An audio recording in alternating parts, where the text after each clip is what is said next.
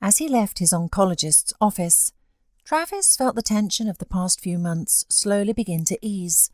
He pulled out his phone and dialed Ben's number. After a few rings, a familiar voice answered. "Hello, Travis, how are you?"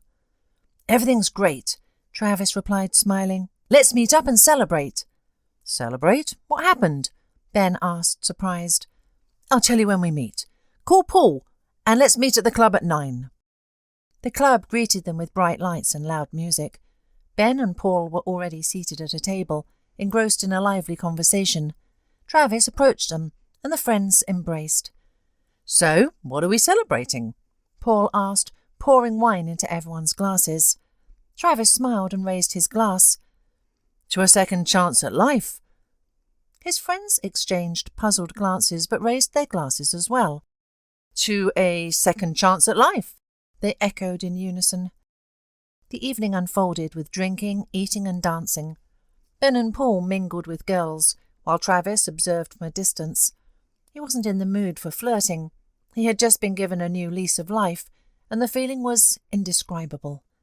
On the dance floor, he accidentally bumped into a woman. She turned around and their eyes met. "I'm sorry," he shouted over the music. "What?" she asked, leaning closer. "I'm sorry I bumped into you," Travis repeated.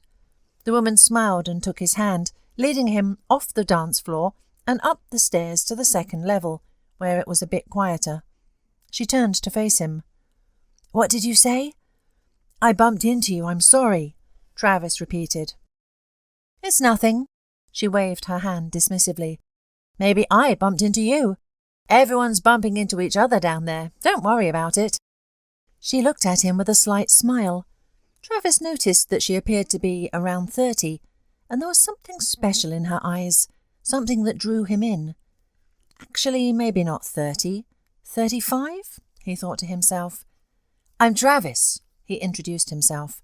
"Nice to meet you, I'm Anna," she replied, extending her hand. Travis thought it might not be the best idea to invite her to join his friends, who weren't always mindful of their language. Anna also didn't suggest he join her group. He was about to leave when she suddenly said, "Want to get out of here?" "Yes," Travis found himself agreeing enthusiastically. "Yes, let's go." He left money for his friends to cover what he had eaten and drunk, and stepped outside. Anna appeared a minute later, took his arm, and they strolled through the nighttime city, chatting about everything and nothing, enjoying the cool evening in each other's company. In front of one of the buildings, Anna stopped.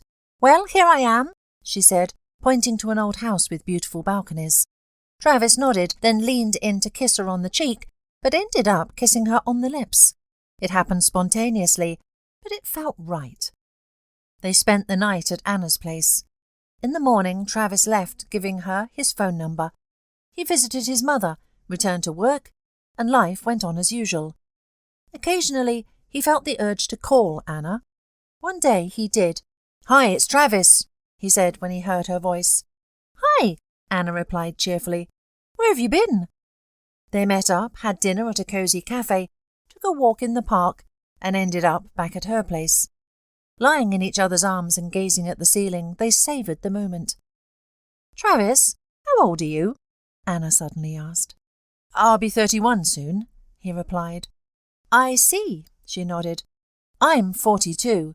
Travis restrained himself from jumping up like an excited teenager. He was surprised, but took a moment to process what he had heard. "I thought you were younger. You look great," he said. "I take very good care of myself," Anna smiled. "Fitness, skincare, diet. I don't want to age." Travis turned to her and propped himself up on his elbow. "Someday, inevitably, we all—" "Oh, who knows what will happen someday," Anna said quickly. "I recently recovered from cancer. Now I see the world a little differently." "Really?" Anna gasped.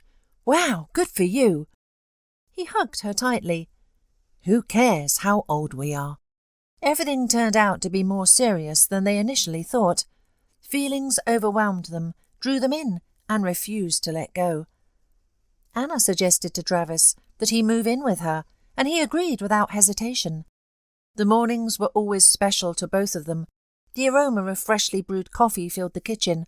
Sunlight filtered through the curtains, creating a cosy atmosphere. They kissed, savouring the moment before going their separate ways. Travis would head to the office of the law company, while Anna went to manage the real estate agency, where piles of paperwork and client meetings awaited her. Her parents lived in another city, and their visits were rare but always joyful. Anna's son had grown up and lived independently, leaving his mother in a spacious apartment full of memories and silence. Travis wanted to introduce Anna to his mother, but didn't know how to do it, whether to do it right away or prepare her somehow in advance. He feared that his mother wouldn't understand his choice, wouldn't see in Anna the strength and beauty that he saw.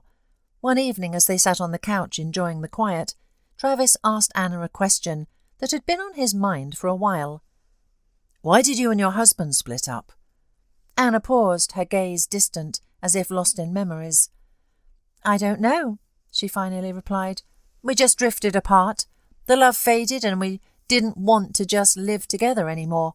Why do you ask?" "Just curious," Travis smiled, hugging her. "If you hadn't split up, we wouldn't be together now." Anna smiled happily, her eyes shining. Travis realized she was speaking from her heart, feeling the comfort and peace in her embrace that he had long sought. In the end, he decided not to prepare his mother in advance. They bought a bouquet of bright flowers for her, and they visited her on Saturday. His mother's home welcomed them with warmth and coziness. A set table, the scent of freshly baked pie, and the soft glow of a chandelier. Caroline greeted them with a smile, but Travis noticed a hint of surprise in her eyes when she saw Anna. They had a pleasant conversation, and then Travis and Anna left, leaving his mother alone with her thoughts. But on Monday, Caroline called her son in the middle of the workday. Travis was reviewing case files when his phone vibrated. "Mum, is everything okay? I'm busy. Can't talk long." "Travis, could you stop by this evening?" His mother's voice was calm, but Travis detected a note of concern. "Mum, is something wrong?" "No, I just wanted to talk to you in person." Travis's heart raced, anticipating a difficult conversation. "Mum, if this is about Anna, you'll be wasting your time. I love her, and I'm going to be with her." "I know," Caroline replied wearily. "I know, it's your decision. Just come over and we'll talk." Travis realized his mother was upset and promised to visit. "Mum, I won't stay long," he said later that evening, entering and kissing his mother. "Tell me, how old is Anna?" "Mum, does it matter?" "Sonny, I can admit that she looks good, but I know she's not 30. "She just turned 42. Caroline wanted to clutch her heart, but held back. Her eyes filled with tears, and she sighed heavily. "Son, this is hopeless. You still haven't explained why you and your previous girlfriend separated. She was so nice and young. She could give you children. Why don't you think about this?" "We fell out of love, Mum. It happens," Travis replied calmly, looking her in the eye. "So quickly?" "Sometimes it happens even faster." Travis understood he would have to listen to his mother and settled into a chair. She talked about the lack of prospects, the desired grandchildren, hormones and changes. Several times the polite and intelligent Caroline used the word old. Seeing that Travis wasn't reacting, not even arguing, his mother began to cry. No one would be happy about this. Who would like their son finding an old woman?" Travis approached and embraced his mother. He could feel her shoulders trembling with sobs, and his heart ached with pain. "I'm sorry, but I don't think about the future. I live for today, and today I am very happy with Anna. She is a beautiful woman, a decent person, and I love her very much." "Why?" his mother asked, wiping away her tears. "Why do I love her?" "No, Sonny. Why don't you think about your future?" Travis couldn't think about the future. Not any more. He had lain in the hospital while undergoing surgery, and during his recovery he had seen how a person could be joking and making plans in the morning, only to be taken to the morgue by the evening. He had witnessed this with his own eyes a couple of times. That's when he realized that there is only today. Today is what he would live for. Perhaps one day he would tell his mother about his illness, but he wasn't ready yet. He didn't want to upset her further or leave an indelible mark of worry on her soul. Let his mother believe that everything was all right, and let Anna's age be the biggest concern she had to deal with. Travis knew that his mother had always tried to protect him from all troubles, and now he wanted to do the same for her. And also, Travis knew that his love for Anna made him happy, here and now, and he wasn't willing to give that up. "Mum, I'm sorry if I upset you," Travis said honestly, hugging his mother. He could feel the tension in her shoulders, but her voice was filled with genuine concern. "Oh, my son," Eleanor replied, touched as she patted his back. "It's all right. Live your life, be happy. What can I do? Just accept, no matter what. It's your life, of course. I just wanted to warn you, that's it." Travis sensed that his mother was not being entirely truthful. She was not happy and would likely never accept his choice. But this was his life, and he had no intention of backing down. His phone buzzed softly in his pocket, and he glanced at the screen. Anna had sent him a heart emoji. Just like that, for no reason, and it warmed his soul. Travis stayed with his mother for another hour, making sure she had at least stopped being anxious. He understood that she needed time, and he was willing to give it to her. Why had his mother decided that there would be no grandchildren? Anna wasn't 60, after all. Travis thought about this and smiled. He would have to ask Anna casually what she thought about it. Who knows, maybe. And if not, it didn't matter. Things would happen as they would. The important thing was that they were happy together now. Very happy. When Travis returned home, Anna opened the door with a gentle smile. "Come in, let's have dinner." They sat down at the table, and the aroma of home-cooked food filled the room.